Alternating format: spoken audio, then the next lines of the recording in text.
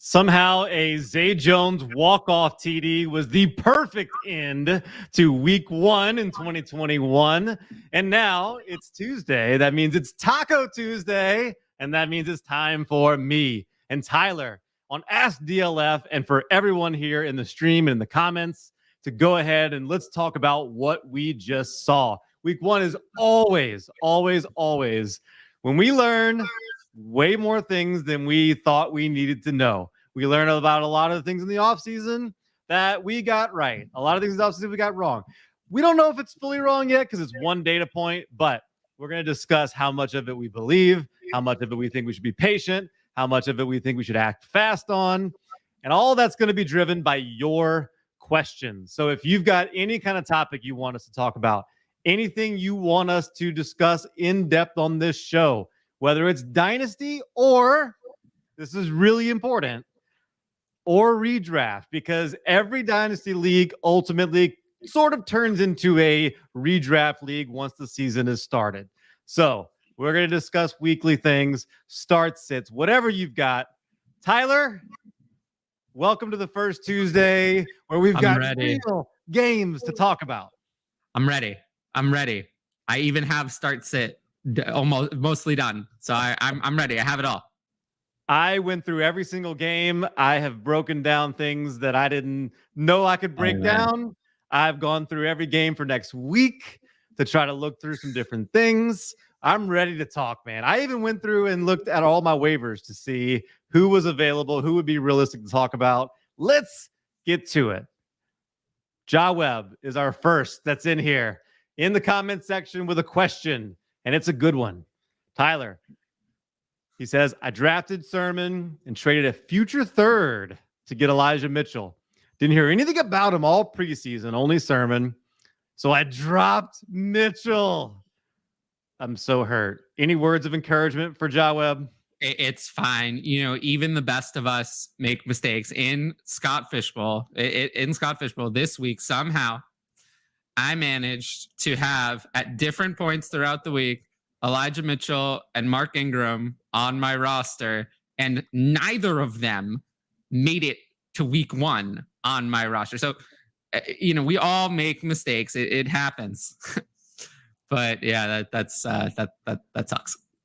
And just so everyone knows, we are going to do everything we can to get to everyone's questions. We are, because of the amount of in-season content and all that we've got, this is going to be a 90-minute show.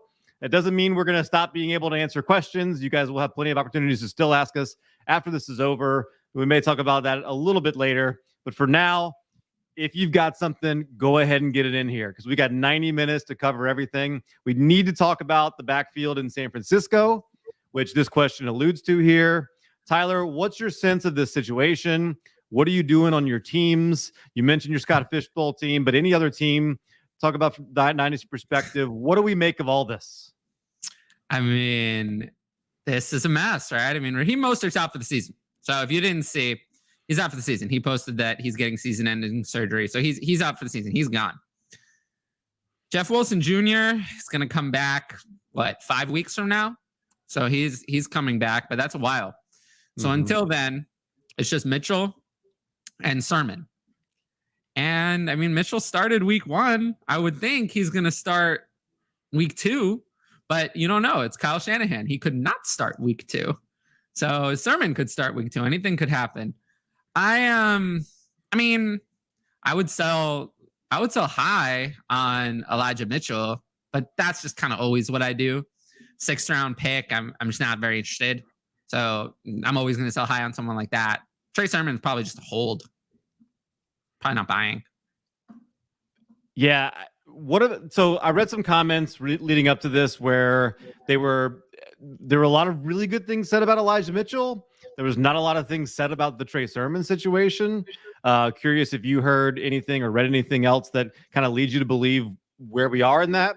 I think it says something that Elijah Mitchell was active in week 1 and Trey Sermon wasn't.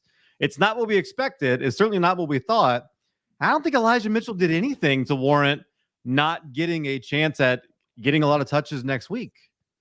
Well, I think he'll get a chance at it, but if we get into the game and Trey Sermon is more effective, then oops, Trey Sermon will now be the starter.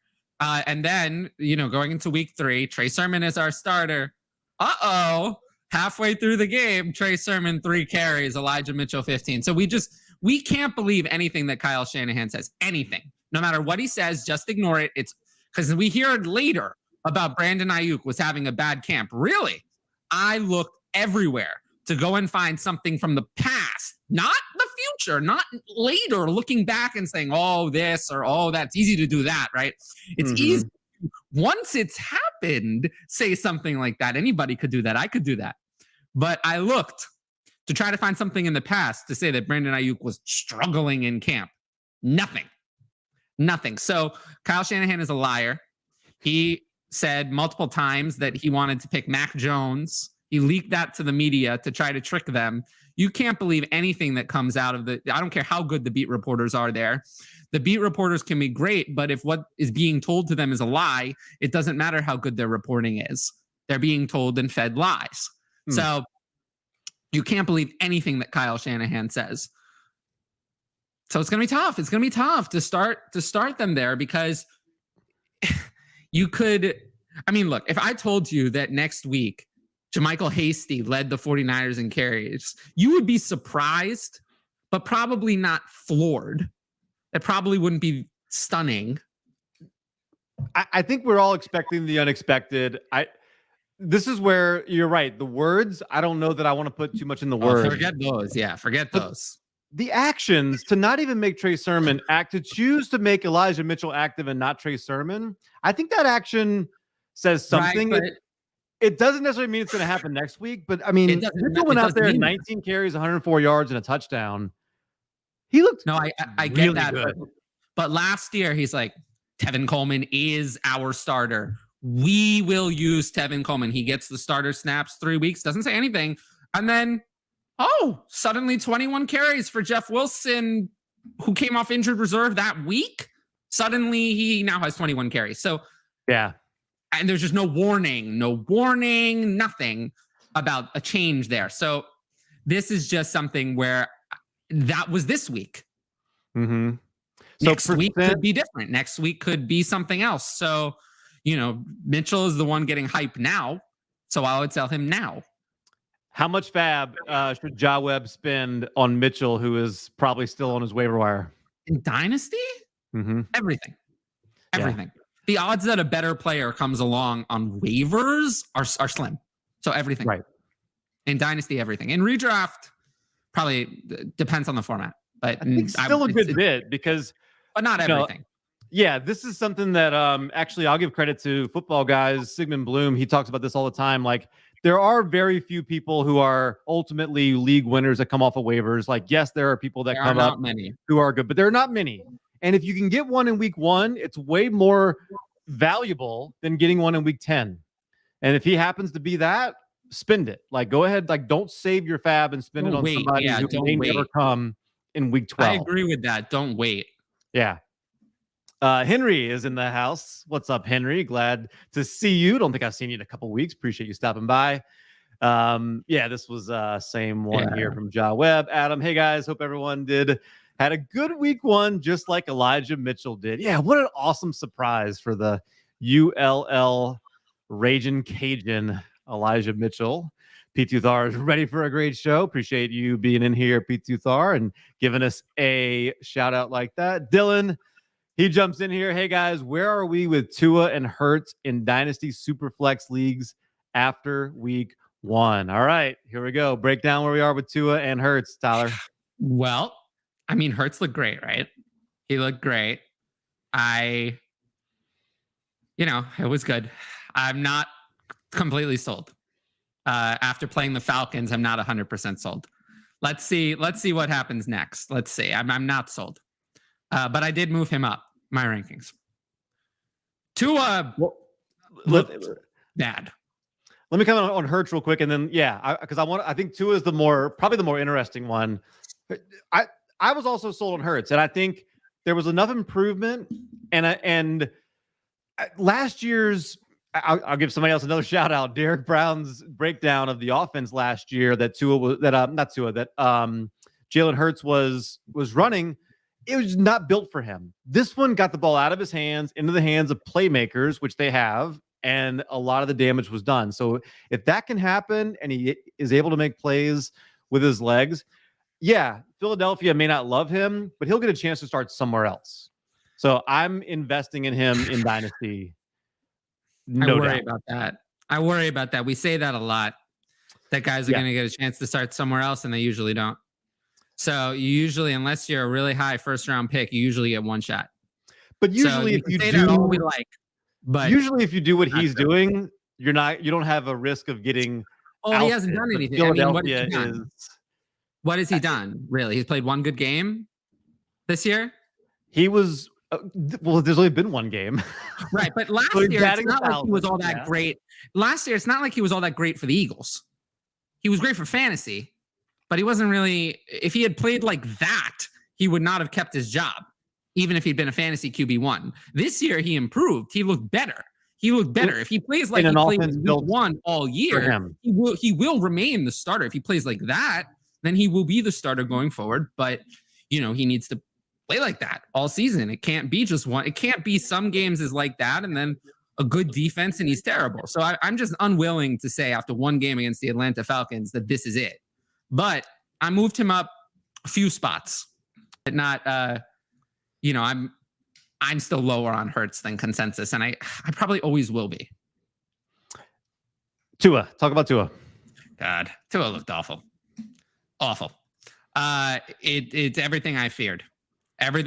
He looked, I tell you, he looked like garbage. Didn't look good. So he won the game. I mean, they won the game, right? It was 17-16 victory.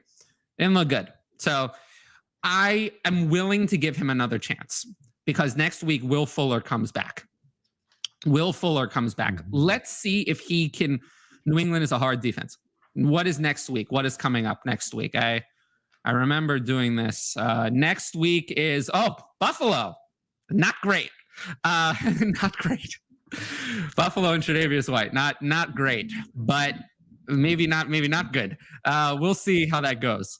But I'm willing to give him a chance to see if Fuller revitalizes the offense because I know Fuller is going to make a big difference for Tua, even if he's not going to be maybe that great fantasy-wise. A little bit reminds me of a more complete Deshaun Jackson impact on the offense. Because like Deshaun Jackson was really good for his quarterbacks, even if he didn't over the last like 6 years of his career didn't put up fantasy numbers, he still helped.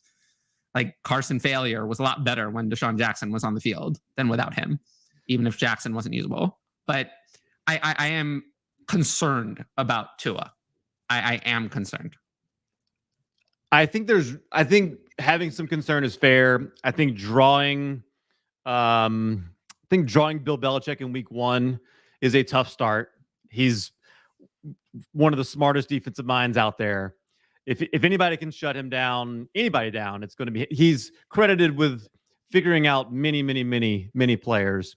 Let's see how he does over the next few weeks. I'm not going to panic yet, but I didn't love what I saw. What I saw was more of what we saw last year, and that's not good. I mean, I said the whole offseason that I'd rather have Zach Wilson than Tua, and nothing I saw in week. I mean, Zach Wilson in his first game looked just as good as Tua a year out. So that's not good. That's really bad. So I'm not happy with Tua's performance. He needs to start doing better, and he needs to start doing better very soon.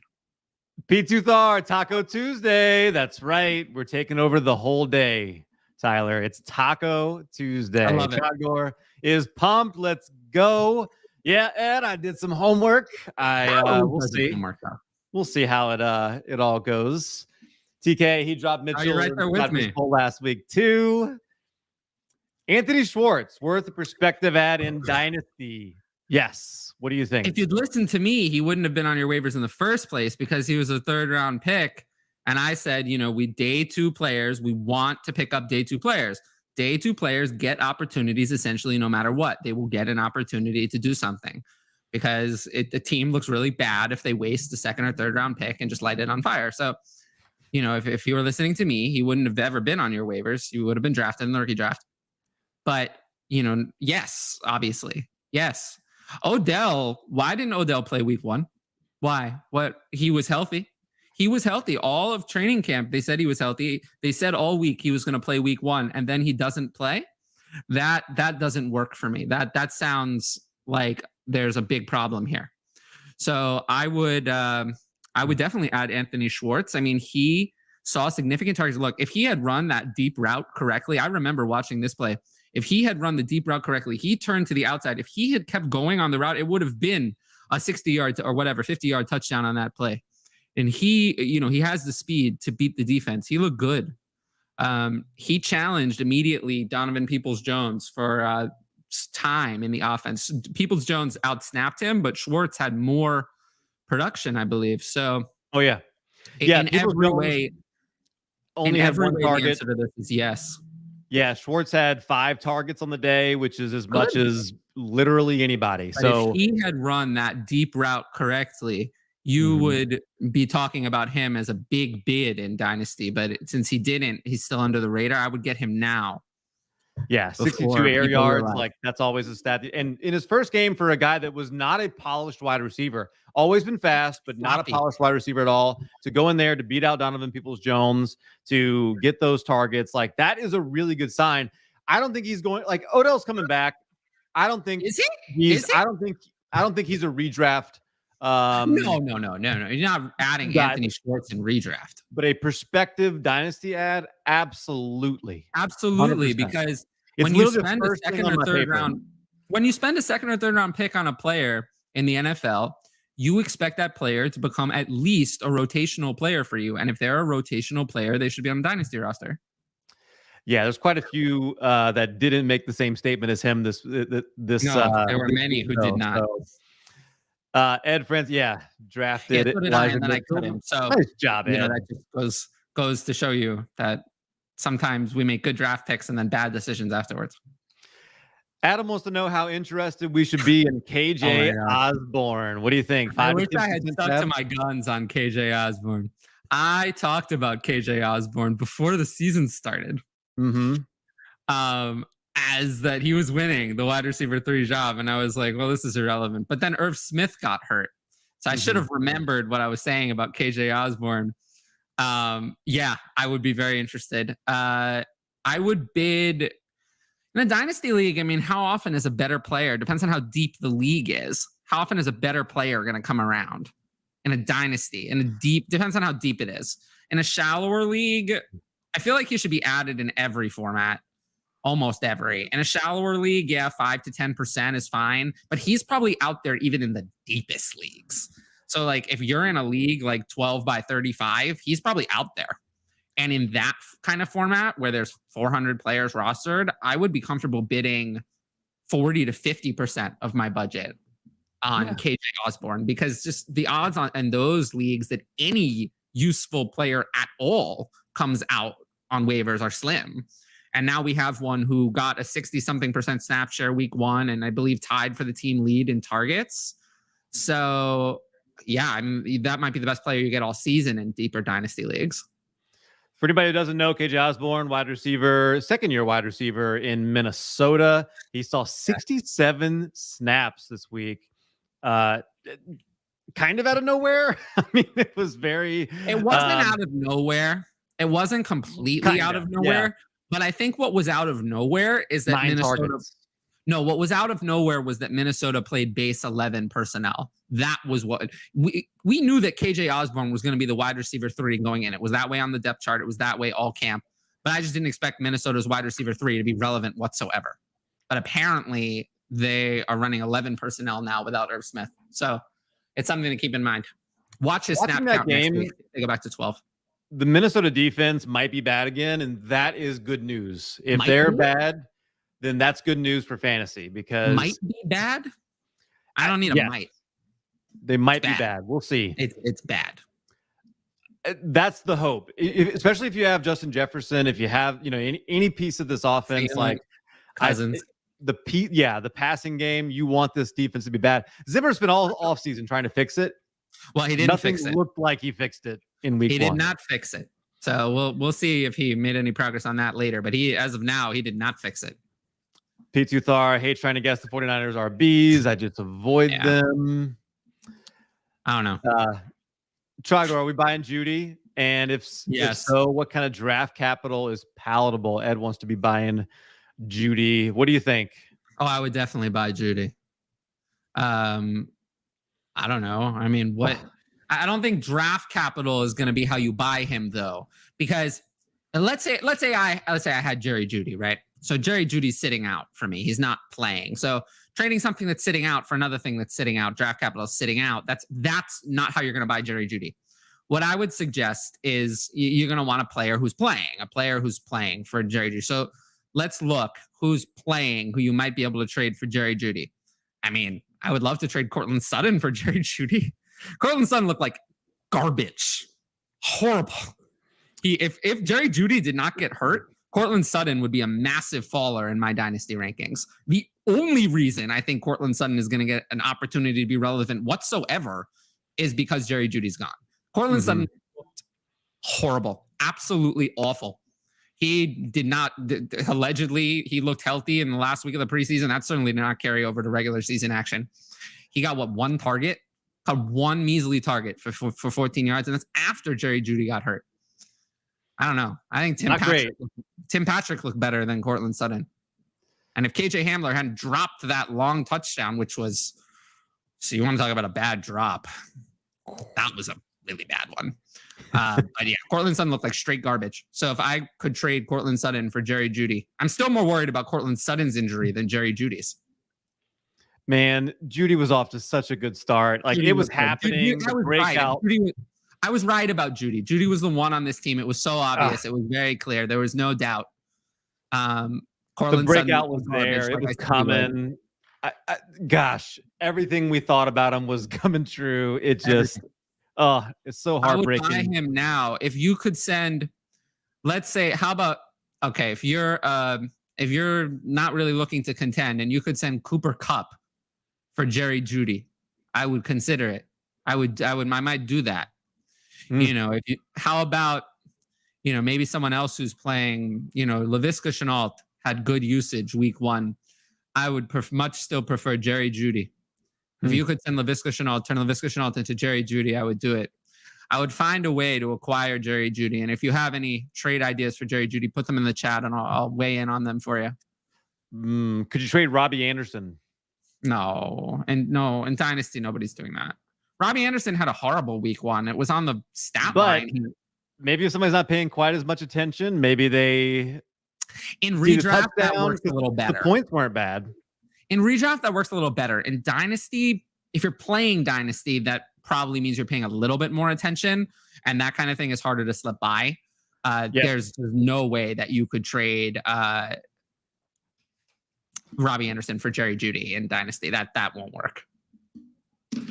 We are going to jump over and we are going to answer one of the questions that came in from FF Rebel on Twitter. That's another way to get your questions read here. Can Heineke learn to fly an F1? Great question. He better. He better. If he doesn't learn how to fly an F1, he's not going to do very well. That's right. So I went and looked at his week 18 and week 18 and week 16 last year. Week 18, of course, that's in the playoffs against Tampa Bay. Yeah. Cam Sims was his most targeted player. Targeted him 13 times. Let's see. Terry McLaurin, he targeted 7 times, which is good. Logan Thomas targeted 9 times. So I think it's good news for Logan Thomas. Let's see how it works out with Terry McLaurin.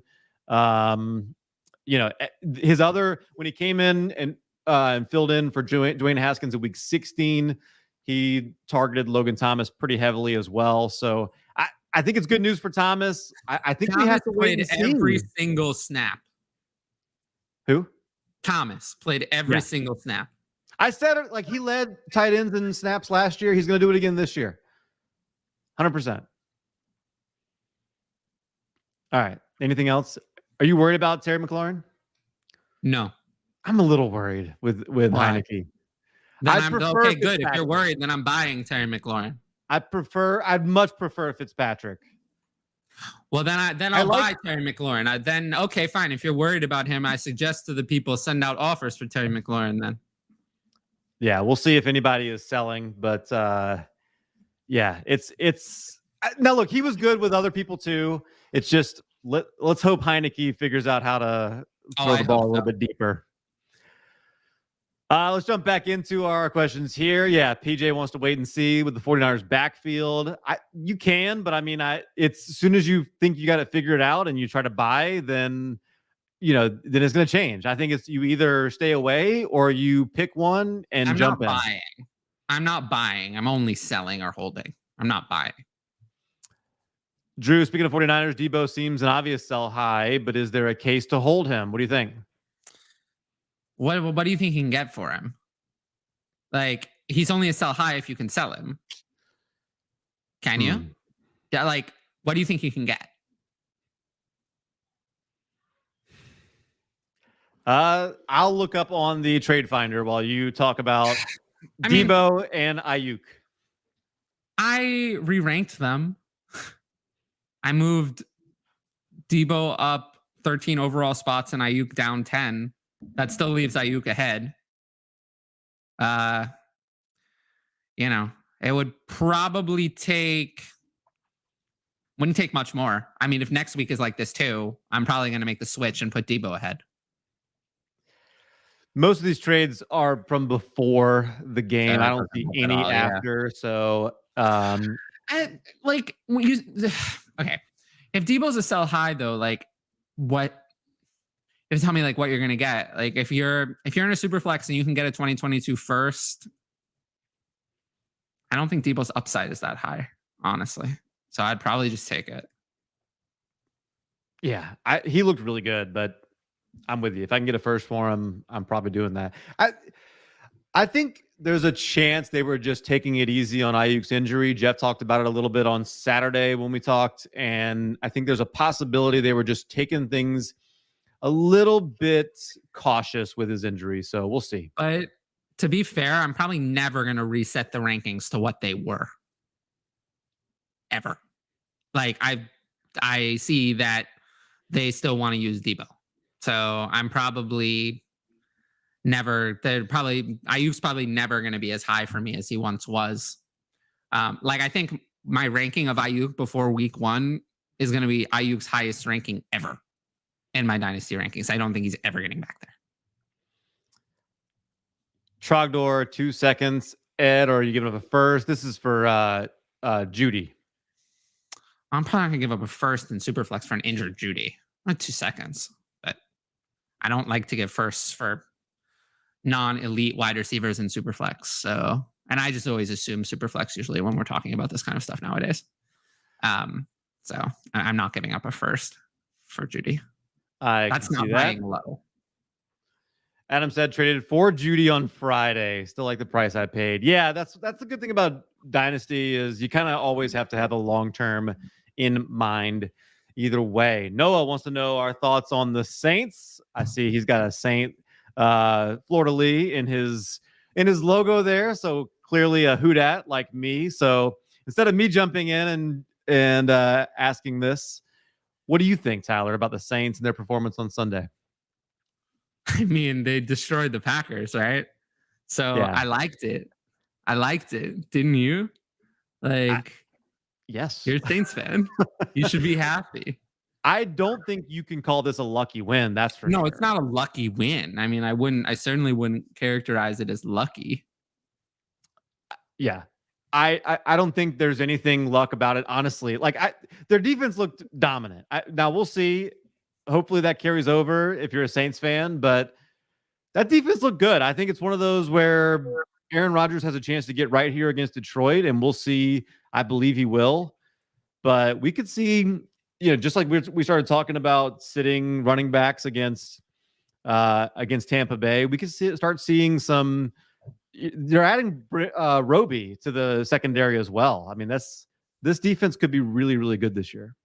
Yeah, I mean, when it comes to the Saints for fantasy purposes, I think there's a couple of things. One, Taysom Hill is not going back in. That's not happening. So Jameis Winston is going to be the starter.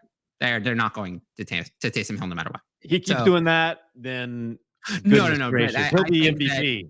I think that was enough. That Jameis just bought himself weeks and weeks of starting. He would have to be so bad for them to go back. So they're not. So in Superflex Dynasty, I'm more or less Taysom Hill is just a handcuff. He saw plenty of snaps at the end. Oh, shoot. So that's my biggest thought on the Saints is that Jameis now has real Superflex value. And then I don't know. There's stuff on the tight ends. I mean, Adam Troutman dominated snaps and targets, but Juwan Johnson got the 2 touchdowns. So there's that. Henry took lots of zeros from Ayuk this week and a few from expected to play Beckham. Yeah, tough draw for both of those. Jeremy wants to know if we read Corey's article on DLF about Shanahan's RB tendencies. Let me read the last line, last 2 lines. The perceived notion Shanahan utilizes multiple running backs is true. The belief of the notion is a boondoggle statement. The best ability is availability. That was sort of his summary of the article. Well, I wrote my own article about it. Okay. I wrote my own article about it when I talked about this backfield at some point. I wrote my own article about it, and I disagreed. I disagreed I disagreed. In 2017, the only time that Shanahan in San Francisco had his starter remain healthy for the whole season, he used a workhorse. You Carlos Hyde as workhorse. So, I mean, I don't agree, but that's okay. That is what he's saying. He's agreeing with you. Like, is it though? Because yeah.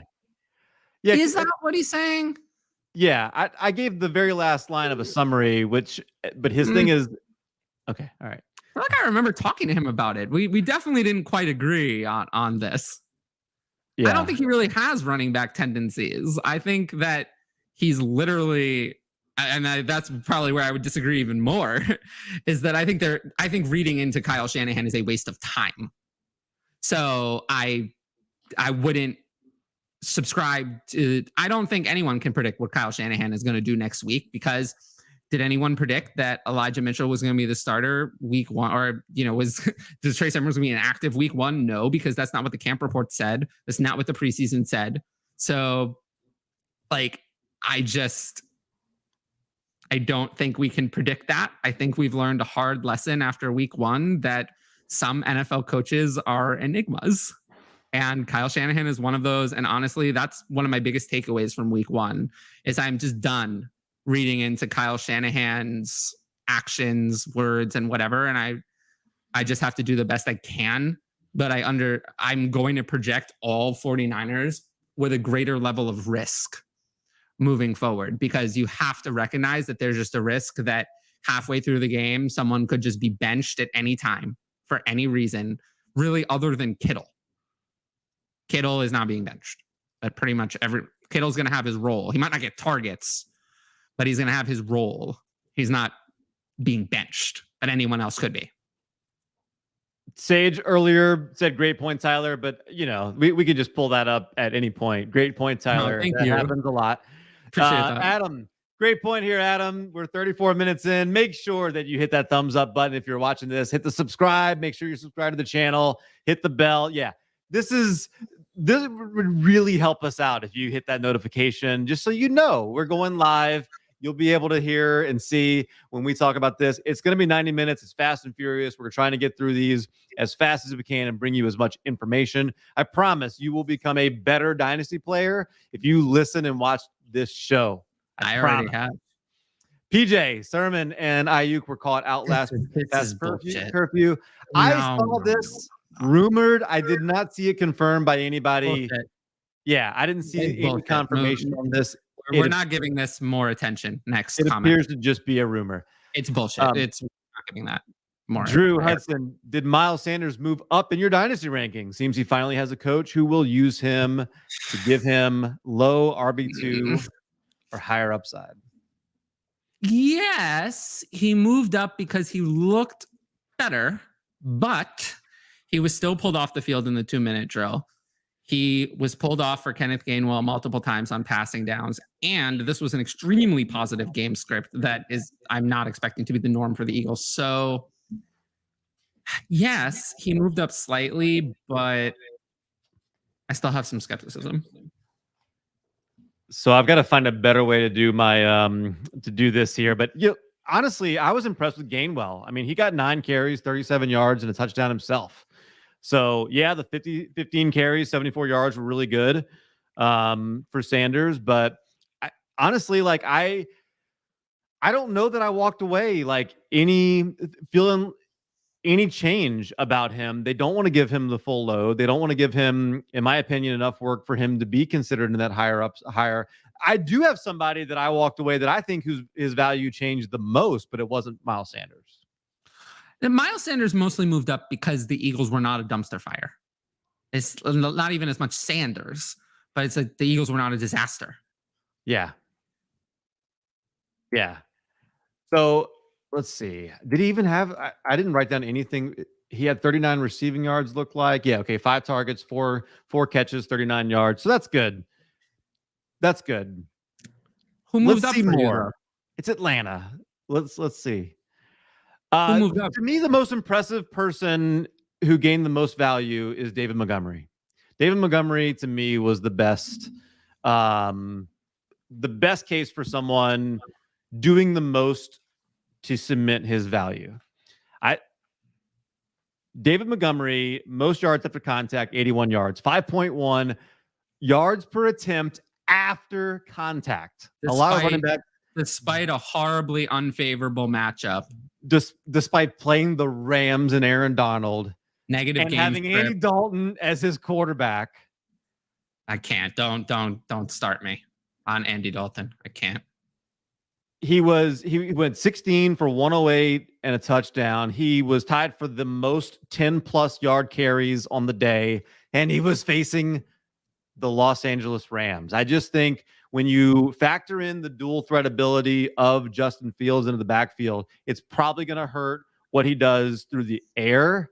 But he didn't do anything through the air anyway. He didn't do anything. Exactly. He didn't do anything through the air anyway. He's honestly, he looked faster. Like, I just thought the eye test looked good. When you look underneath the hood, it looked amazing. He's still a, young-ish running back that has some life left. I just think he did the most for his dynasty value of anybody in the league. Who did more than him? Oh, I don't think he did the most to rise because I think that's Joe Mixon, not David Montgomery. Joe Mixon did a lot of good things. I tweeted about him earlier, and that's good. I don't know that Joe Mixon has I don't know that I expect that to necessarily continue, because I do think that unless Zach Taylor has completely changed as a person and coordinator, I don't think he plans on giving Joe Mixon that much work forever. I think he's easing Joe Burrow back in because he's coming off the injury. Issue is the passing game, though. 1 catch from Montgomery. If the rushing efficiency, obviously he's not going to average, 6.8 yards a carry. That's obviously he's not going to average that every game. If the offense is this putrid, he's not going to score every game. So I liked what Montgomery did, but I was also already kind of on the higher side on Montgomery. So he didn't move up that far. He was being drafted as the RB20. He's 24 years old. Like, he was going behind people he will absolutely 100% go. Like, I would not be surprised to see him as an RB1. Like, he took everything that he did last year that we were skeptical about, and rightfully so. I think there was a lot of reasons to be skeptical because it was the softest possible schedule for a running back. But he backed it up against a very tough matchup. Well, actually, he didn't. What he did not do is the passing game work did not return to him. Damian Williams took over the Tariq Cohen role. He got Montgomery had 1 target that he caught for 10 yards. So actually, he did maintain the rushing efficiency, but he did not maintain his role in the passing game. So it's a 50-50 split on those concerns. The rushing efficiency seems like, and his ability on the ground, that seems like that may have been real. That wasn't a mirage. But the passing game work, I think, was just a function of no Cohen. And now they have Cohen could come back. They also have Khalil Herbert developing a potential in that role. And they have Damian Williams, who's effective in that role and was for years as a pass catching back. So he's not going to get the passing game work back. And that kind of caps his upside for me. Like, I'd still rather have we can talk. I mean, I'd much rather have Mixon, who's Let's talk about Mixon. Let's talk about Mixon. Here's, unbelievable week 1 for him. I was fully sold on Mixon after this week. I don't. Let's see how the workload progresses over the course of the year. He might turn into a sell high for me, and he is already at the 25 years old. And we've been positive and been down this road with him before. I just don't see any reason why I would prefer Zeke over Mixon at this point. What's Mixon surprising is younger. And so amazing to me, and we'll see if there's a correction to this, but he was second in yards before contact, Joe Mixon was. And with that offensive line, you don't expect that. I wonder if they expected what Zach Taylor's, his tendencies are to throw the ball. What really worked for me, though? What worked for me was 4 targets in the passing game. Which is great. But it is great. 4 targets, 4 receptions at 4 PPR points and 23 yards, an additional 2.3. 4 receptions in the passing game. So I've changed my dynasty rankings. I have Mixon ahead of Derrick Henry at this point. But against a much softer defense than Montgomery did it against. Well, I mean, I just feel that Mixon is, just based on his age, is younger than Henry, 2.5 years younger. Mixon July 96 and Henry's January 94. So 2.5 years younger than Henry. I don't see why I would rather have Henry, who looked like absolute garbage in week 1. I mean, it's time, if you want to talk about a panic alarm, that's my panic alarm, is Derrick Henry. I'm panicking big time. He's right at that number of touches. He's right at the wall. He doesn't have the passing game work that someone like Zeke could to help him bridge that decline. He doesn't have any of that. He did get 3 catches or some more than he typically does. And it is a new coordinator, but I'm not. Let's review that for a second. The fact that we're happy that Derrick Henry got 3 catches. Yeah. And this is like we're thinking about that. He had 4 targets, 3 catches. We're thinking, that's like a miracle. It is a miracle for him. that happened. Like Arizona looks good, dude. They look so good. Chandler Jones is a monster. Arizona? Yeah, well, they did. I mean, DeAndre Hopkins looked still every bit DeAndre Hopkins. Rondale Moore really flashed. He didn't get a lot of snaps, but he really flashed in his first game. I think it's only a matter of time before they realize that he should be playing ahead of Kirk and AJ Green. People are telling me AJ Green looks good. I can't even get into it. I must have watched a completely different person because I didn't see that. I love AJ Green. He's not good. Just go ahead and put him in the Hall of Fame now. Just go ahead and get him in the Hall of Fame. He can leave the NFL and just be there. Leave the Cardinals. He's done. Yeah. Fantasy Condo, trade Darrell Henderson and Antonio Brown for Mike Evans. This offer is on the table, or should I counter it to ask for more? It's a 10-team half PPR dynasty league. No, thank you. I'll keep Henderson. Do that. No, thank you.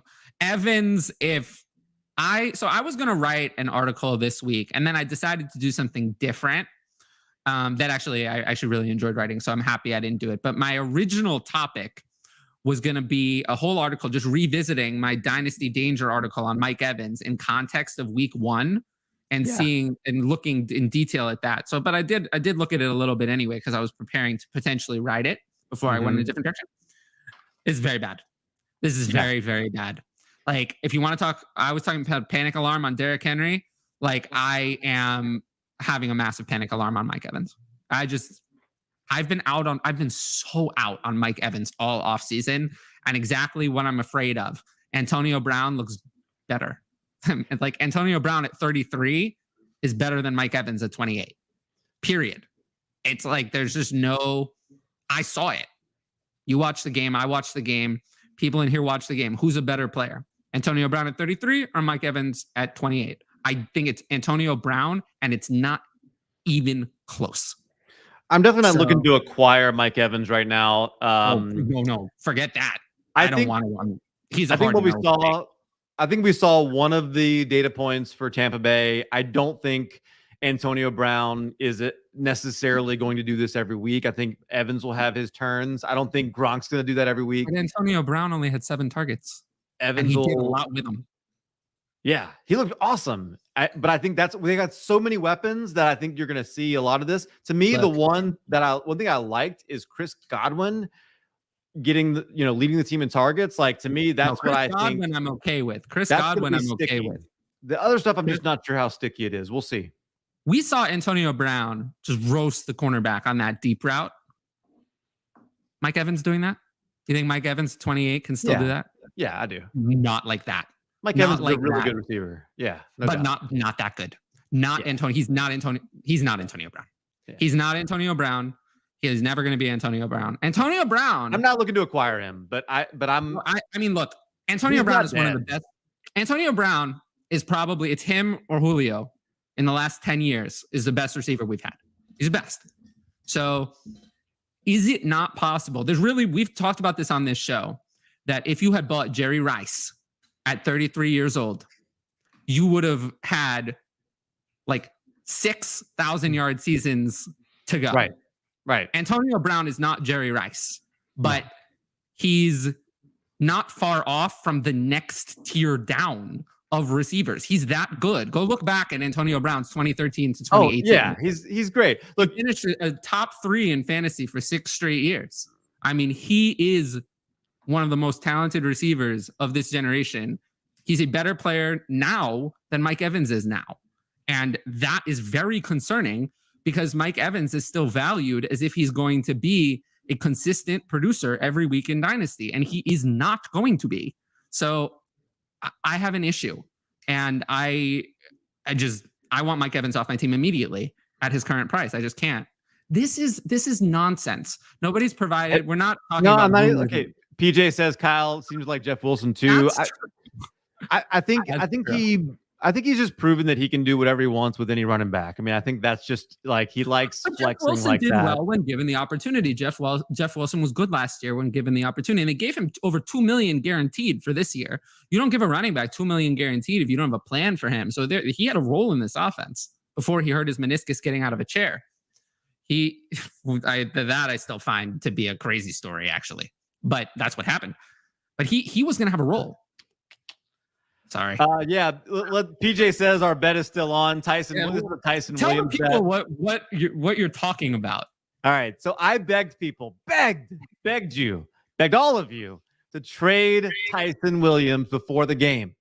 I would have been right there. Really lucky that he scored a touchdown, and it was in the first half when people were still awake. So you can still sell him.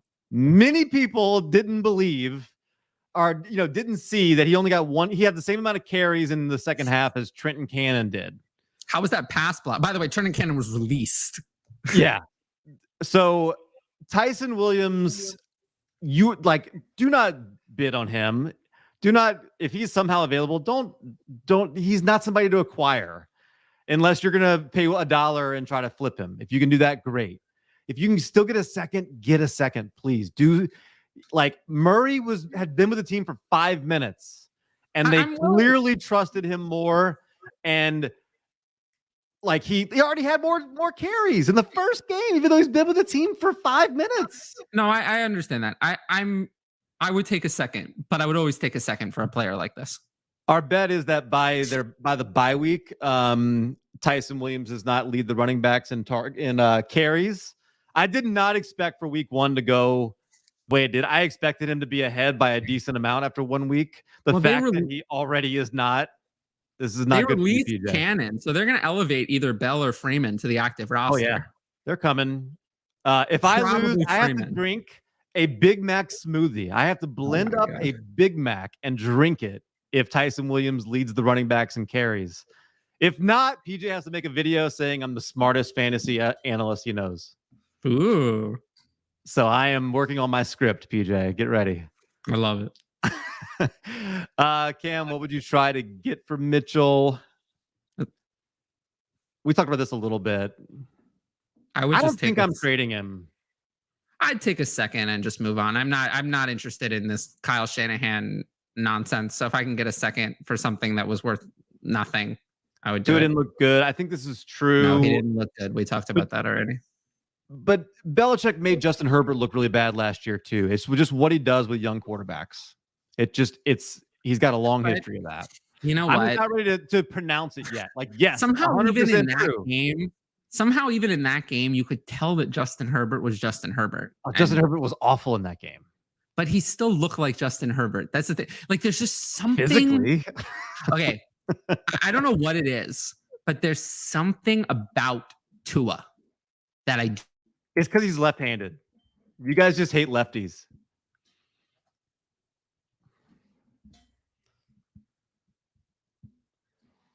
I can't hear you. Can you hear me?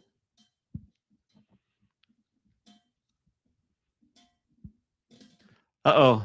Somebody comment if you can hear me or Tyler. Uh-oh. Uh-oh. Did I hit a wrong button?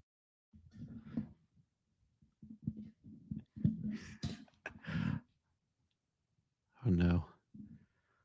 Oh, no.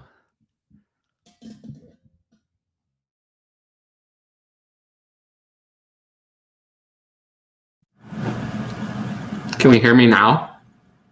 Oh, yes, but it was echoing bad. Yeah. Okay, I was scared that I did something, but it does look like people are commenting that it was you. All right, I unplugged my mic, but okay, we're back. Yeah, Tony, he wants to know about thoughts on McLaurin. McLaurin, very high on him last year, QB situation this year, and future has me concerned. You talked about buying him, Tyler. What are you giving up for Terry if you're buying him? Are we fixed?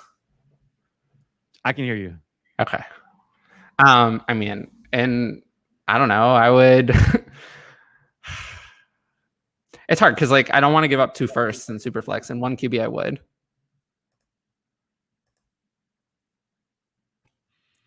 And Superflex, yeah, maybe like a first and Rondale Moore.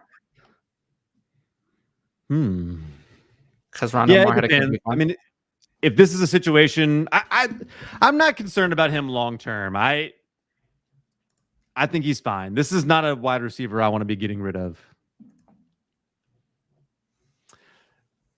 Tony asked again, CEH poor performance due to game script, or are we still trying to make him something he is not?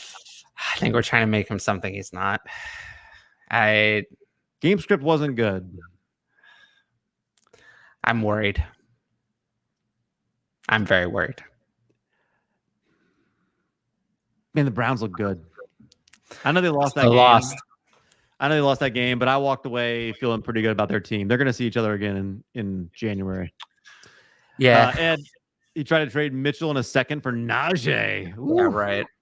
That's not going to happen. David wants to know if you're concerned with zero involvement from Edwards until 1 minute left in the game. Offense runs through Waller. Brian Edwards, how are we feeling? Not concerned. I mean, he produced. I'm in. Actually, I'm more in. He was covered all game. He couldn't get open. I'm more in. Actually, their concept, and I'm more in. It allowed him to be more open. He couldn't get separation all game. I've made the ranking switch. I have Edwards ranked above Ruggs. Ruggs is nothing. Trogdor asking how I like Winston. I am Winston's biggest fan. I'm ordering his jersey. I am starting the campaign for his MVP season. And no, I love what he did with his 20 attempts. Let's see next week. At some point, the Saints are going to get behind. Let's see. Next week is Carolina. Next week is Carolina. He didn't take a lot of chances, which I love. But he took him when he needed.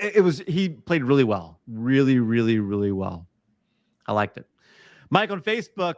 What's up, Mike? I appreciate you always tuning in. It's good to see your name here. Hey, guys, thanks for all the help this year. And we are going to be doing a lot of help this year. So Tyler's got some stuff that he is doing. Follow him. Make sure you're following him on his Twitter. He's got a YouTube channel. Make sure you follow that. He goes live a bunch. You can check it out. We are also doing a Sunday morning show here, which Tyler's doing one as well. So there's a lot of in-season content. That's why this is going to be 90 minutes, and we got to hurry if we're going to get through this. Okay. Drafted Smith Marset as a hold. Should I move on to KJ Osborne as wide receiver 3 in Minnesota? Do you think he has long-term value? I think we answered this. I'm just fine cutting Smith Marset. Me too. Did Tua look bad enough for Miami to actually go get Watson? No. Nobody's training for Watson. Ed's still in on Edwards because really cheap price. We should have paid for him. He started getting more expensive. Gosh, if I can get a second for him, I'm going to be really excited. I'm still in on Edwards.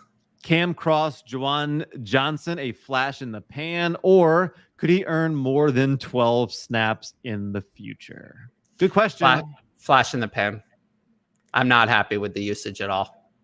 That's not what I wanted to say at all. So flash in the pan, and I would sell high. If people think that he's going to get 2 touchdowns every week on 12 snaps, then go ahead, because Adam Troutman was used as a every down tight end. So yeah. No. I think he's going to be a force in the red zone. All he needs is like 6 points. Can't use that to be a top 12. Can't use that but you can't start that in fantasy. It's either it's either 1 for 1 and a touchdown or nothing at all. You can't. You need to see the snaps go up. And also, with so much being tight end premium, he's not going to have the reception volume either. So no, but he could have a Robert Tonyan kind of year from last year. Yeah, but in tight end premium, you'd need. I don't think he's gonna have 13 receiving touchdowns or whatever Tonyan had. So 11. I would sell Juwan Johnson high if people think that he has a lot more value than he does, because this is something people could miss at that level. They could just see the 2 touchdowns and be like, ooh. Whereas like I'm more like, I still don't care that Troutman got 6 targets. I do care. I watched the game. I noticed Juwan Johnson. I watched every snap of the game. I barely noticed Troutman. But I do care. I do care because in the preseason, Troutman was being used as a blocker pretty much solely. But that he led the team in targets, I very much care. That's not what I expected. I thought that Troutman would see more time as a blocker. I did not expect 6 targets from Troutman out of 20 passing attempts. So I do care. I raised Troutman in my rankings after week 1 because, he was used more than I thought. Juwan Johnson kind of stayed where he was. Yeah, he caught the 2 touchdowns, but the usage was not what I wanted to see. So, in the preseason, he was getting like lots of pass routes, and now he had 12 snaps. I'm not happy with that. So we'll see. Adam says Carr's going to need to spread the ball around a bit more. This is who Derek Carr is. He's not changing, folks. He's gonna target Darren Waller 15, 20 times a game if somebody lets him. DJ wants to know, why did David Njoku look good? Because he's always looked good. He's talented. Yeah. Maybe he's getting his act together. David Njoku was always the reason why David Njoku wasn't consistent. Last year, Harrison Bryant was ahead of Njoku on the depth chart, and that changed this year. Njoku won the tight end 2 job over Bryant in camp. He's listed as tight end 2 on the depth chart. He took tight end 2 snaps in this game. He actually was not that far off from Austin Hooper. Austin Hooper was a big loser today. I mean, I was expecting a lot more. Sunday, he was a big loser from this week. I expected more role snaps, everything, and he just didn't deliver. So, yeah, David Njoku is a great speculative ad because he's a free agent after this year, and imagine him signing. There's a couple of great places, but imagine him signing in Arizona, or finally give them a usable tight end in the passing game. Imagine him signing as Jared Cook's replacement in LA. Buffalo's where I want him. Buffalo, I'm not as excited, actually. What about Van Jefferson? I don't think you can sell him for anything. No, I don't think you can sell him. I think I would hold. I do. I mean, he played. So they played 3 wide on a majority of their snaps. Van Jefferson played like 70-ish% of the snaps. 3 targets, though. He's their wide receiver 3. I was worried about Robert Woods' usage, though. A little bit. I worry that they're in cap hell, and it would really help them if they could move on from Robert Woods or Cooper Kupp. And if week 1 is telling me anything, it's going to be Robert Woods that they move on from. So, yeah. Do you have thoughts about Tyler Conklin? Other than adding him off waivers? No. I'm fine adding him. Not make him much of a priority. I would like to add him. I would add Tyler Conklin because why not? In a tight end premium, it's worth a chance. But that's all he is. Trogdor with a really good point. Public service announcement. Every time I mention Jordan Akins, just assume that I meant Pharaoh Brown. You were wrong. Pharaoh Brown led the Texans tight ends in snaps, targets, everything. He looked good. He is not good. The Texans looked good. The running game actually looked okay. Brandon Cooks was decent. Tyrod was better than I thought. Pharaoh Brown, no. Pharaoh Brown over Conklin. Over Troutman. Pharaoh Brown over Troutman. No. Yeah. No, not over Troutman. Tyrod likes tight ends, and this looks like the guy. No, I'm good. Thanks. 49ers RBs just pick up the cheap ones, I guess. They added Kerryon Johnson to the practice squad. Yeah, he'd be real cheap. Yeah, that's what they need, right? PJ wants to know what I'm drinking. Not a Big Mac, that's for sure. Ed says KJ Hamler a buy. It's certainly not a buy. Pick up maybe. Yeah, maybe. I think if anybody stands to benefit the most from Judy's absence, it's Noah Fant. I think Noah Fant looked good. He had a lot of targets, and he didn't get in the end zone. That was the only real thing that he lacked. But Noah Fant had a good game. I think he's the one that benefits the most. I would agree with that because Judy, I mean, I said that Fant was going to struggle because Judy was going to be the number one weapon and Courtland Sutton was going to be the number two. Judy looked like the number one weapon, but he's gone, and Courtland Sutton looked like garbage. So Fant is the third best receiver on this team. And if Sutton's going to play like that, then Fant is now the best offensive weapon on the team. I will say, though, 8 targets in the first week, 6 catches. I liked what I saw. Tim Patrick is a must add. If he was somehow, and I know he's available in some dynasty leagues, he is a must add. I would prefer Hamler if I have to choose in dynasty because Hamler has more upside. He's just a lot younger. Patrick's already 27. But if, in my rest of season rankings, if I were ranking redraft, I would rank Patrick ahead. Patrick outsnapped from the end of the show. Snapped Hamler before Judy went out. Yeah, I like Hamler. I think Hamler is good. And actually, there were some positive signs even about Teddy Bridgewater as far as pushing the ball down the field within the offense. I think there's reason to believe he's not just a check down type guy. There were some things that that jumped out to me when I started looking at it. He actually, I gotta find I don't have time to dig through that. I thought he looked much better than just a check down, just don't lose the game type player. He pushed the ball down the field a decent amount. Michael, would you start Jamar Chase or DJ Chark at flex this week? Echo, but we're gonna have to live with it. I would start Jamar Chase. Yeah. Some good things about Chark for sure, but man, Jamar Chase looked great. And I expect for that offense to continue to work towards passing the ball more than they did this week. Also, Chark's matchup this week is terrible. It's Denver. And Chase is playing, I believe, at Chicago, who in the past was a bad matchup, but not anymore. Yeah, sorry about the audio issues. If you're listening to this, we will work to get those fixed. This is all a me mic problem. I probably just have to restart my computer, which I'll do after the show. Jamin wants to know Brendan Ayuk or Jerry Jeudy. Can we hear me? Yeah, that's better. Oh, good. Ayuk or Jeudy? Oh, man. Ayuk has such a good matchup against it's Philly, right? Or no, it's Philly. I'll take Ayuk. I want Ayuk. I love Jeudy, but I want Ayuk. Ayuk is going to have a chance to redeem himself for 6 weeks while Jeudy sits. That's the thing. Damian Harris or Jeudy? Jeudy. I like Damian Harris. Damian Harris is one fumble away from bad things happening to him. But they don't. But the thing is, like, Ramondre Stevenson fumbled on his first carry. That's not good.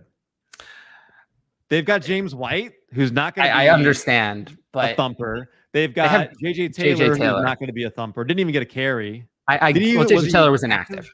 Yeah. He was inactive. But so I understand that. I understand all of that, but if Damian Harris, they were very critical of him after his fumble. The fumble cost them the game. They would have won without that fumble.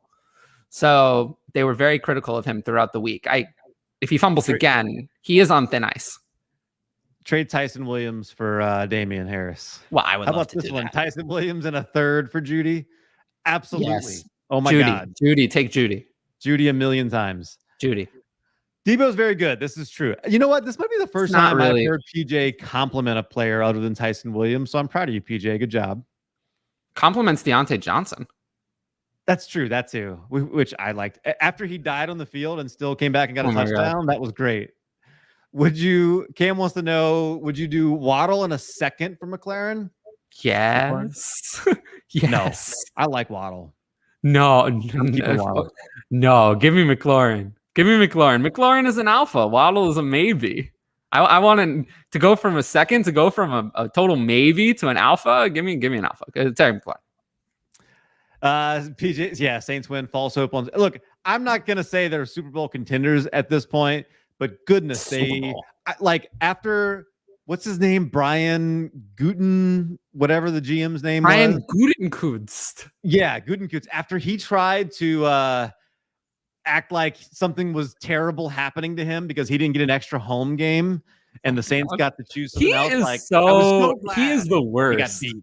Oh, I hate him so much. It made me like Aaron Rodgers. That's how much I hate him. Wow. Yeah, Terry isn't that young. Could be more of a down year. I would do that trade easily. So I don't agree with Ed or you on this one. Cam says, thanks. I was thinking the same thing. What a third. Yeah. I mean, if I got an offer giving me Terry McLaurin for Waddle in a second, I would just smash accept it. So if it could be a third, I would be even more smash accepting it. Yeah, I agree with Ed. Gainwell crushed Boston Scott. Yeah, Boston Scott played no snaps. Yeah. You can cut Boston Scott from your dynasty roster. Good thing from good note here from Todd. Atlanta has a bad defense, and that's hard to judge. This is a good point, and I'll just use this to say one of the things that we do so many times at week one. Just go back and look who was leading at every position after week one last year, and then look at it this year, and just remember that everything that happened in week one doesn't just carry on for perpetuity. So you have to put everything in context. We don't necessarily have answers to everything. We've got one data point. Let's just keep in mind that, yes, like some teams out there face a defense that is way better than we're giving it credit for. Some teams face, like, if we find out the Rams ultimately give up that much yardage and that kind of workload to every running back they face this year, we're going to think less of David Montgomery. Yeah. Right? Put it in context. But a lot of it isn't defense dependent. I mean, you can tell players look good or they don't look good. I mean, there are some things where it's like Tua didn't look good. But like TJ Hawkinson's first game of his rookie year, he had like 100 yards and 2 touchdowns, and then was nothing the rest of the year because Arizona's defense was historically bad. But in Dynasty, he showed the talent that he has, and the people who believed were right.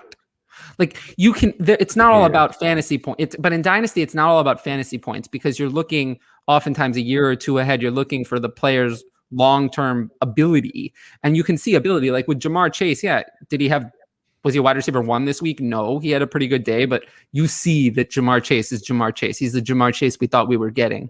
You see that. You saw that Jalen Hurts, he shredded the Atlanta defense, but it's not all about the defense. He looked good. He looked different than he did last year. He looked like a good NFL quarterback. So let's see if he can carry that forward, but it's nice to see it. Tua looked like garbage. So, Cortland Sutton, it didn't matter what the Giants were doing on defense. Cortland Sutton just looked bad, period. He looks still hurt. So there are things you can take away that are not dependent on the defense. Who will be the most valuable dynasty asset other than a QB at the end of the season, and why is it Kyle Pitts? I will just stop real quick. Bob made this. I just want to show all of you guys this. This is amazing. I love this. This is the fire version of it, and there's a smoke version of it. Bob is really talented. Make sure you're following Bob, the Bob Father Gilchrist. He loves Kyle Pitts. I still love Kyle Pitts. I've been arguing with people on Twitter about it for a while. I don't think there's any reason. I felt better about him after looking at the numbers. 8 targets. He's clearly the wide receiver 2 in Atlanta. They're going to get it figured out. This is one that if it happened in November, we barely notice. But it's week 1, and we care a lot about it. So I wrote an article about it. PJ agrees with me. I appreciate that, PJ. Monty looks good. Oh, we're getting it everywhere. So did Henderson. Henderson, I thought he looked better than I was expecting. I'm not so sure. Should Fit to Inspire trade Brandon Ayuk for Diami Brown and a 2022 second, or trade for Elijah Moore in a second? Trade away. Trading Ayuk away. Yeah, trade Ayuk away. Yeah. Okay, so Diami Brown in 22 second is not enough. No. Elijah Moore in a 22 second, I think, is fair. I don't think it would have been fair before, but I think it's fair now. That reminds me of this question we got in on Twitter. Oh, yeah. This is my buddy here in New Orleans. Cisco, what happened to Elijah Moore? Have him on like 4 of my teams. This is my wide receiver 6. His pride's not going to let him drop him, but curious if he's worthy of a roster spot. Redraft? This must be this redraft. Yeah, because obviously you're not dropping him in Dynasty. No, you're not dropping him. In redraft, I mean, if you're in a standard redraft format and you need to pick someone up, you can let him go. Gosh, that hurts. Oh. Sorry. In Dynasty, I'm not worried. No, I'm not either. I still like him. Let's go back to our... I'm certainly not worried about Denzel Minimal's 3 snaps. Those 3 steps. He didn't do anything on those 3 snaps to worry about me. A 40-yard pass? Denzel Minimal? Yeah, bold to assume Pitts will be less valuable than top. Did you Nice. hear what the Jets coach said about Denzel Minimal? No, what did he say? He said that Minimal worked behind Davis, Elijah Moore, and Braxton Berrios because he had not yet learned how to play the 3 receiver positions competently. So he couldn't just come into the game as a backup because he was not ready to enter the game. That's what he said about Minimal. Ricky has a great question here. Pick 2, Elijah Moore, Brian Edwards, Nelson Aguilar, Tyson Williams, or Sony Michel. This is redraft then. I like Elijah Moore, and that's it. I'll take Tyson Williams. I guess Sony Michel. Well, in a redraft, I'm going to take running back. So if this is a redraft, none of these receivers in a redraft are someone that I feel I have to hang on to. If I were to choose one for the rest of the season, Nelson Aguilar was decent, actually. He was better than I thought he would be. But I'll take Tyson Williams, and at this point, probably Brian Edwards. The good thing about Tyson Williams is, like, next week when there's somebody that really pops, you'll know exactly who on your roster you can drop for the next what I'm saying about Tyson Williams is in redraft, if he has, you hold players like that. In redraft, you play running backs. You play running backs heavy, and you turn wide receivers on the waiver wire. The people know that that's the right thing to do. I would almost debate keeping Sony Michel over any of these wide receivers in redraft, just in case next week they decide to give it 50-50. I might be willing in redraft to give Michel one more week, but what was it, like 4 snaps is not good. Hudat wants to know where Jameis's haters are now. Listen, as the now president of the Jameis Winston fan club, I can say that when somebody throws 30 interceptions and breaks the record for pick sixes, it's fair to doubt. I'm not guilty. I'm not guilty here. It's fair. I'm not guilty. 38.3 is right. I love it. Fantasy Condo, would you rather Travis Kelsey and Carlos Hyde or Ezekiel Elliott and Rob Gronkowski? This is not close to me. Travis Kelsey. Yeah, I want the Kelsey side. It's not close. Look, I don't think Zeke is going to be the difference maker that we thought. No, and Gronk is great, but man, Gronk just had his best game. You don't trade for that. I mean, I think that you're getting 2020 Zeke. I think that's what you're going to get. You're going to get a low-end RB1.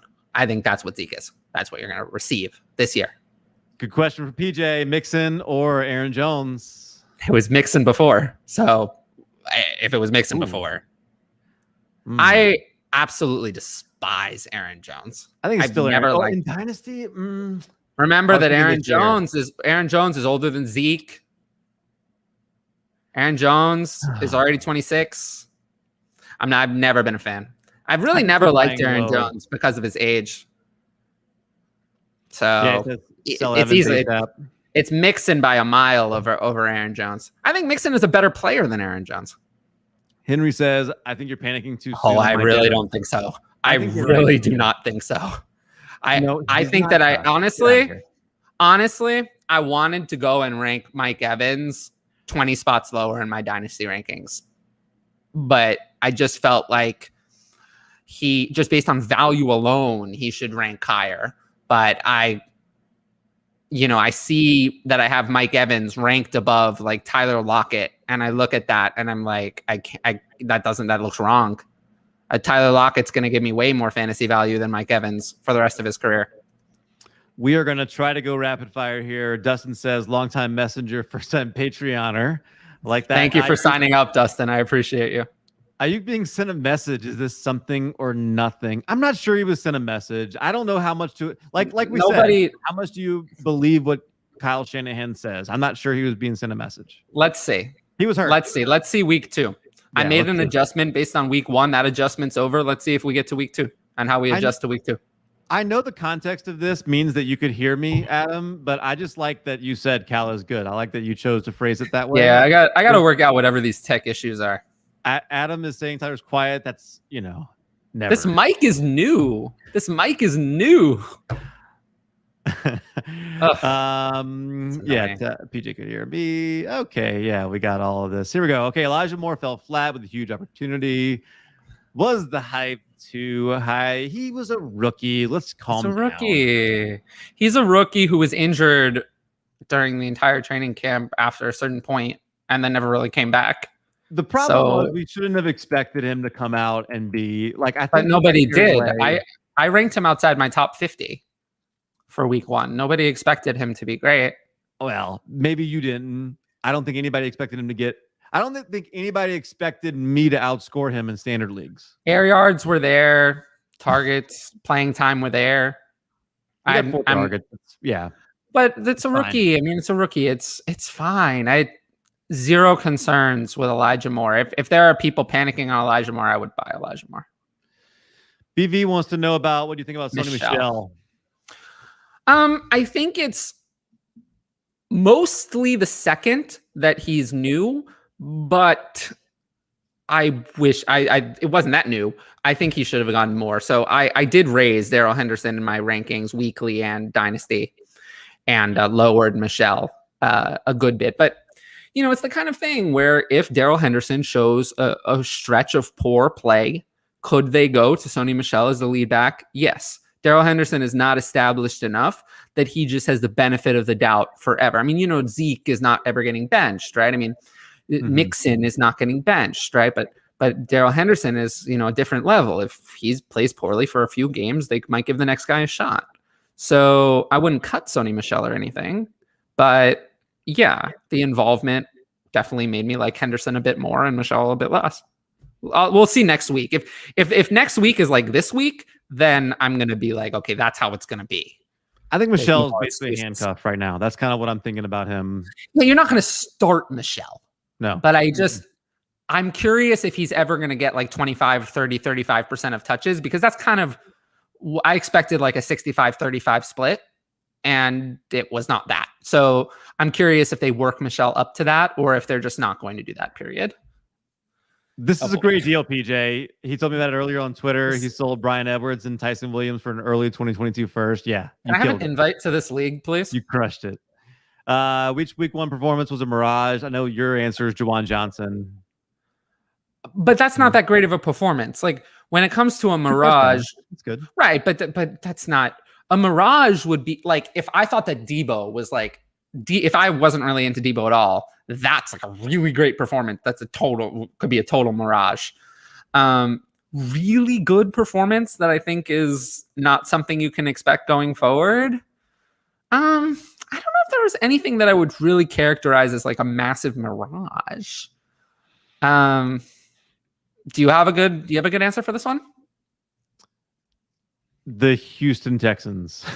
Oh, okay. Yeah, that's fair. There just isn't a specific player really that was that great. I still think I think Brandon Cooks is going to be okay. Yeah, I think they're going to be valuable just for not for the reason they were this past week. Like, I think it showed you that the Jaguars were bad. Oh, Mark Ingram. Mark Ingram is a mirage. 26 carries. That's a mirage. Okay, yeah, we settled on it. Mark Ingram specifically is they're never going to have a positive game script again. So Mark Ingram, I would say, is the Jags again. Yeah. I mean, says Winston seems to really like. He definitely does in the red zone. You can tell. Let's see, though. I do. He needs to even out that snap share. I mean, we've had tight ends who do this in the past, and you don't start them. We've had this type of player before. Speaking of that, who the hell is Farrell Brown? Yeah. To be fair, I gotta tell you, I did not. I know the name, but I was not aware that Farrell Brown was on the Texans before I looked at this week's box scores and snap counts to update my ranks. I picked him up in a couple leagues leading up to it because he was announced as the starter, but it's because he's a really good blocking tight end. He's not known for his receiving, but he actually looked pretty good. I've heard of him. I just didn't know. Yeah. Farrell Brown over O'Shaughnessy. James O'Shaughnessy. O'Shag Hennessy. Yeah. O'Shaughnessy actually had more of a role than Farrell Brown. He had more snaps. He had more targets, more receptions. So I guess I'll take I don't want these guys. I guess I'll take O'Shaughnessy. O'Shaughnessy had 8 targets. Ryan wants to know about Trey Sermon and Mitchell. Are they sells? No, we answered this at the beginning of the show. I just kind of freaked out by him being inactive that first week. But what are you going to sell him for?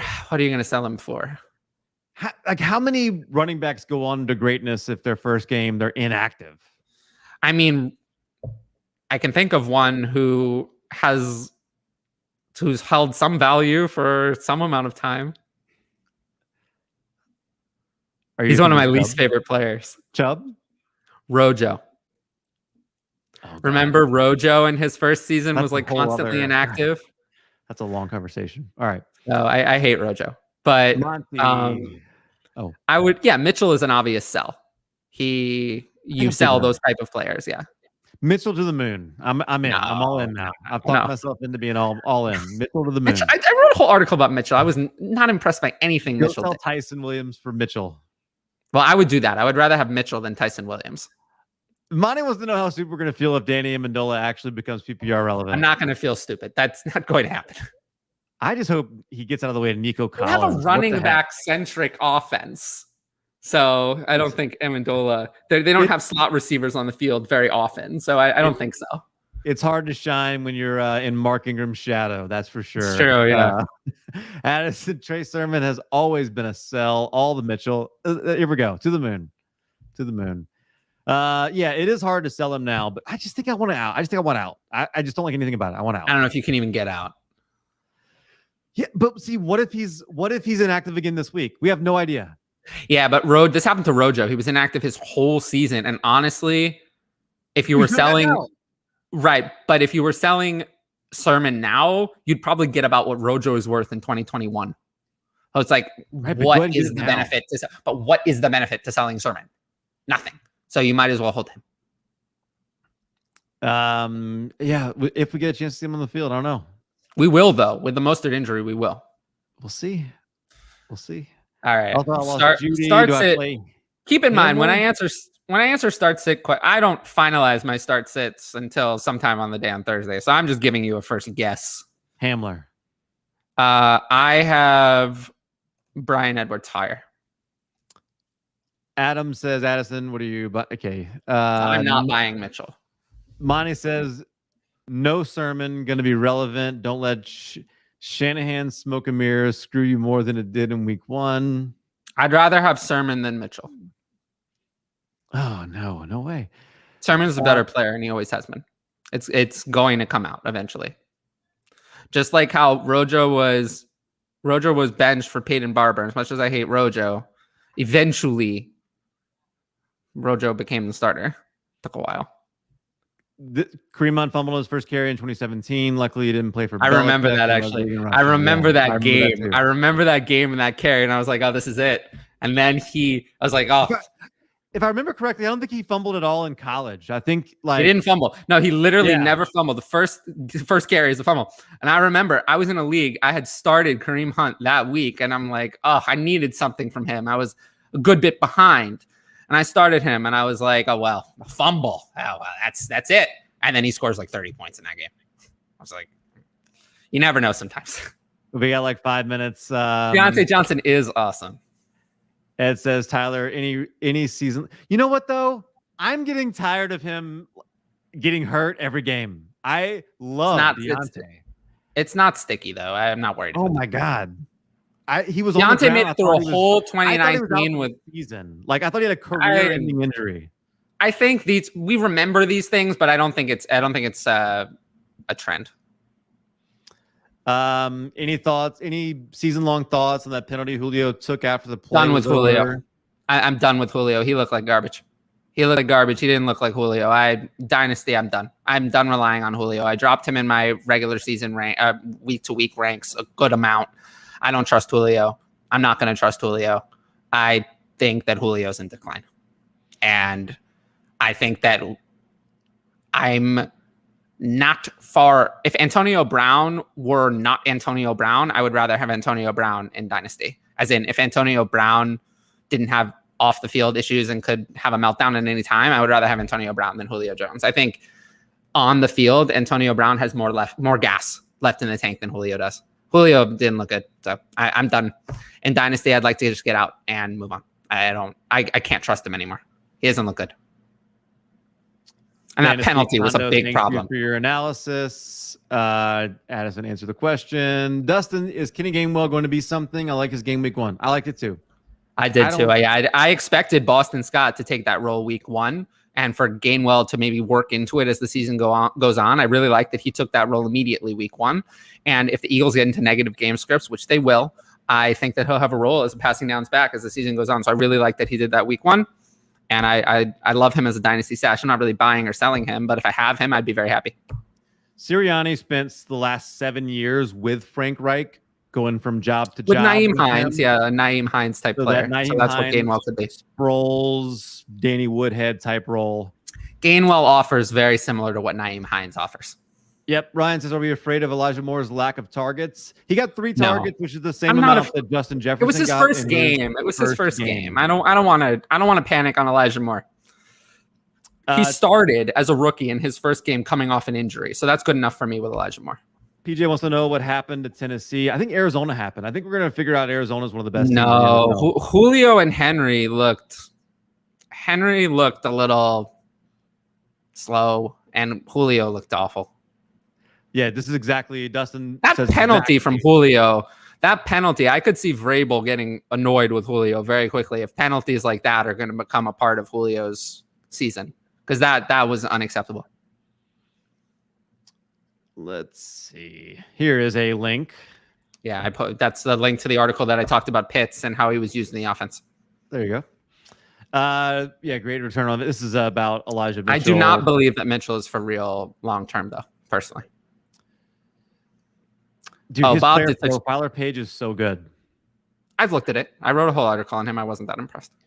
I love, but I was impressed with Bob's work on that. Me too. I'm trying to go through here. We got like a minute left, and we're gonna go. Let's try to hurry up and answer some of these. Myers, Moore, Mooney, Patrick. Pick 2. I just haven't gotten that far in my start save. Off the top of my head, I'd say Myers and Patrick. But subscribe and hit the notifications. We'll get back to that. Offered CEH and Mike Williams for Zeke. Yeah, take it. In Dynasty, I'd take CEH and Williams. Absolutely. Green Bay team may look way different next season. Without Rodgers, it could look different. CEH was meh. Green Bay team. I think we're good. Week 1 Mirage was Winston's 5 TDs. Yeah, I don't think he's going to 40 passing yards, whatever. 5 TDs on 140 passing yards is going to change. Something has to give. 12 teams reflects that. Kyler Murray and Justin Jackson for Aaron Rodgers and Derrick Henry. Is that a fair trade? Kyler Murray side by a mile. By a mile in Superflex Dynasty. Kyler Murray side by a mile. by a Two mile. dying assets for a top 3 quarterback. Give me that top 3 quarterback. Monte says, thank you. We thank you. And we thank everybody who tuned in. That is at the 90-minute mark, and we are going to cut it off. You can still reach out to us and get your questions answered by reaching out to Tyler at DLF_carp. You can ask questions to the DLF_ask. Did I get that right? Yes. You can, my DMs are open. You can send me a DM at Calvin and Hobby. I might even send Tyler a message and get his take on it too. Yeah. My start-sit rankings are on my Patreon if you want those. The link's on my Twitter. Check out Tyler. Check out everything that he is doing. I do have the Sunday morning show, and looks like this week we will be doing that again. And the injury show with Jeff, that was really good info. Actually told us to stay away from Mooney last week, which was good advice. So for Tyler, for DLF, I am Calvin and Hobby, and we will see